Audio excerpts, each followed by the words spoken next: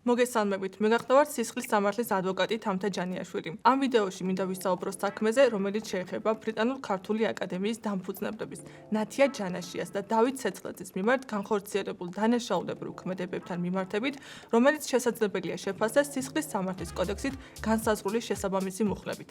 ვინაიდან მოცემული საქმე ამჟამად გამოძიების ეტაპზეა, ჩვენი მხრიდან თითოეული დანაშაულებრივი ქმედება შეფასებული იქნება როგორც შესაძლო დანაშაული, სავარაუდო დანაშაული. აქედან გამომდინარე, დაცული იქნება ჩვენი მხრიდან თითოეული კანონის მოთხოვნა.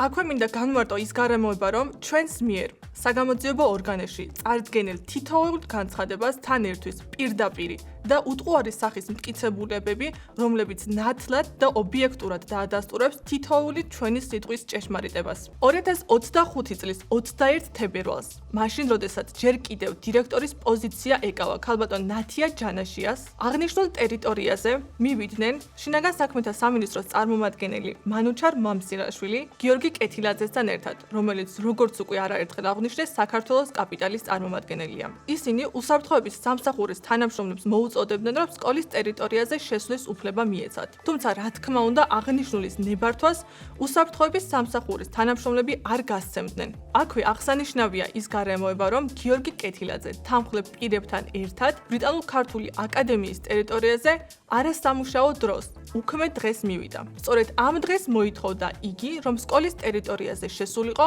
ვინაიდან იგი უკვე იყო ბრიტანულ-ქართული აკადემიის ახალი ხელმძღვანელი. რა თქმა უნდა, აღნიშნული ინფორმაცია სიმართლეს არ შეესაბამებოდა, აგრეთვე აღნიშნული შესახებ ინფორმაცია არ ჰქონდა უსაფრთხოების სამსახურის ხელმძღვანელს რაიმე ცვლილებასთან დაკავშირებით. სწორედ აქედან გამომდინარე, მათ იმ დღეს არ მისცეს უფლება, რომ სკოლის ტერიტორიაზე შესულიყვნენ საქართველოს კაპიტალის წარმომადგენლები. ყურადღება გასამახვილებელია იმ გარემოებაზე, რომ იმავე დღეს, ღამის 4 საათზე, მირიან მელიქიძის საცხოვრებელ სახლთან და აგრეთვე მისი თანამშრომლების უსაფრთხოების სამსახურის თანამშრომლების სახლთან ერთდროულად მიდის როგორც პოლიციის თანამშრომლები, აგრეთვე კრიმინალური პოლიციის თანამშრომლები. მათ ადგილზე მისულებმა დაცვის თანამშრომლებს განუცხადეს, რომ ახლა ისინი წარმოადგენდნენ ბრიტანულ-ქართული აკადემიის ახალ ხელმძღვანელებს. თუმცა, აღნიშნულთან დაკავშირებით, რა თქმა უნდა, ინფორმირებული არ იყო ბრიტანულ-ქართული აკადემიის უსაფრთხოების სამსახურის ხელმძღვანელები. გარდა ამისა, რა თქმა უნდა, აღნიშნული ინფორმაციაც არ შეესაბამებოდა სიმართლეს. ყოველივე აქედან გამომდინარე, მათ არ მისცეს უფლება, რომ აღნიშნულ ტერიტორიაზე შესულიყვნენ. აღნიშნულ ინფორმაციაზე დაყრდნობით 2025 წლის 22 თებერვალს გამთენიისას ღამის 4 საათზე სკოლის უსაფრთხოების სამსახურის უფროს მირიან მელიქიძეს კრიმინალური პოლიციის თანამშრომლები საცხოვრებელ სახლთან დახვდეს და ისინი იძულების წესით პოლიციის განყოფილებაში მიიყვანეს, სადაც იგი შეხვდა ვაკეს საბურთალოს მთავარი სამმართველოს მესამე სამმართველოს იმჟამინდელ ხელმძღვანელს ბატონ ელიზბარ ბასტავაშვილს. ელიზბარ ბასტავაშვილის მხრიდან სავარაუდოდ მირიან მელიქიძეზე განხორციელდა ფსიქოლოგიური ზეწოლა. ამას ემატება ის გარემოება, რომ მირიან მელიქიძეს არ მისცეს ადვოკატის ყოლის და გამოკითხვაზე დასწრების უფლება. გარდა ამისა, განყოფილებაში ყოფნისას, რა თქმა უნდა, მას არ მისცეს ტელეფონის გამოყენების უფლება. აქედან გამომდინარე, მირიან მელიქიძის მიმართ დაირღვა არაერთი უფლება, რომელიც უნდა შეფასდეს შესაბამისი გარემოებებიდან გამომდინარე და უნდა დადგინდეს სიმართლე. მას შემდეგ, რაც მირიან მელიქიძე ელიზბარ ბასტავაშვილს ესაუბრა და მისი მხრიდან სავარაუდოდ გამოკითხვაზე მყოფი პირის მიმართ განხორციელდა ფსიქოლოგიური ზეწოლა, მირიან მელიქიძე დაუკავშირდა უსაფრთხოების სამსახურის თანამშრომლებს და განუმარტა, რომ მათ ჰქონდათ უფლება შესულიყვნენ სკოლის ტერიტორიაზე. სამმართველოში ყოფნის დროს მირიან მელიქიძეს აიძულეს, რომ მას დაერეკა უსაფრთხოების სამსახურის თანამშრომლებისთვის, რათა ნებართვა გაეცა სკოლის ტერიტორიაზე შესულიყვნენ გიორგი კეთილაძე მის თანმხლებ პირებთან ერთად.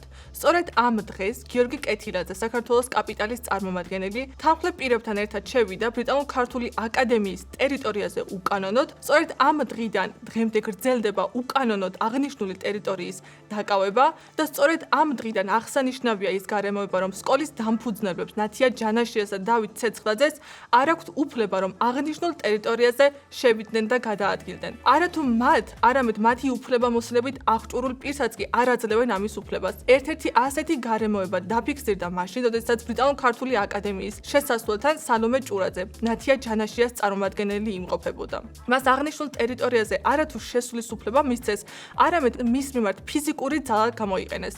აღნიშნული კი გამოიხატა ხელის ხელზე მოჭერაში და ფიზიკური ძალის გამოყენებით მას დაატოვებინეს ბრიტანულ-ქართული აკადემიის ტერიტორია. რა თქმა უნდა, სალომე ჭურაძემ აღნიშნულ სავარაუდო დანაშაულთან დაკავშირებით შესაბამისი განცხადებით მიმართა უფლებამოსილ საგამოძიებო ორგანოს.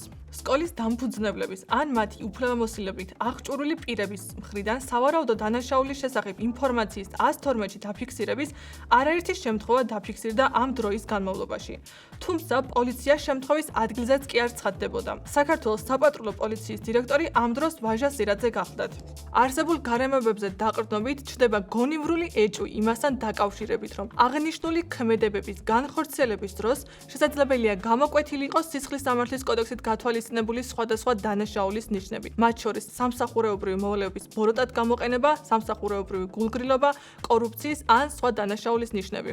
როგორც უკვე აღვნიშნეთ, აღნიშნულ სავარაუდო დანაშაულებრივ ქმედებებთან დაკავშირებით ჩვენ მივმართეთ ოფიციალური განცხადებით შესაბამის საგამოძიებო ორგანოებს. თითოეულ განცხადებას ჩვენი მხრიდან თან ერთვის შესაბამისი პირდაპირ და უტყუარი სახის მტკიცებულებები, რომლებიც ნათლად დაადასტურებს თითოეული ჩვენი სიტყვის ნამდვილობას და ჭეშმარიტებას. აქედან გამომდინარე, ჩვენი მთავარი მოთხოვნა არის, რომ დადგეს სამართლიანობა. კერძოდ, სიმართლე არის მხოლოდ ერთი, ნათია ჯანაშია, დავით ცეცხლაძე რეალურად არიან დაზარალებული. ჩვენი მთავარი მოთხოვნაა სამართლიანობის აღდგენა და ყველა იმ პირის მიმართ სისხლის სამართლებრივი პასუხისმგებლობის დადგენა, რომელიც შესაძლოა ჩართული იყოს აღნიშნული უკანონო ქმედებების განხორციელებაში.